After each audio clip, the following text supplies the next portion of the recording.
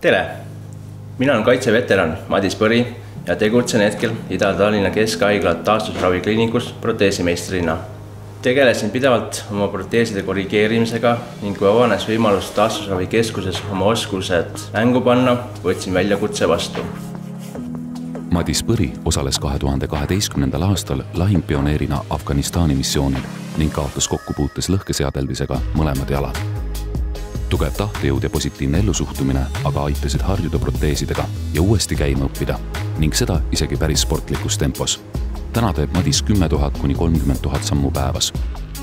Ka proteesimeistri amet sai alguse huvist oma proteese pidevalt täiustada. Nii valmib igal aastal taastusravikeskuses 10 jalaproteese ning 100 ortopeedilisi tallatugesid. Lisaks oma oskustele proteesimeistrina jagab Madis isiklikke kogemusi kõikide abivajajatega, aitamaks paremini kohaneda amputatsioonijärgse eluga. Missioonil käinud sõdurina tean täpselt, mida tunnevad praegu Ukraina kaitsjad rindejoonel. Kutsun kõiki üles kandma sinilille ja toetame sellega nii meie enda kui ka Ukraina veterane.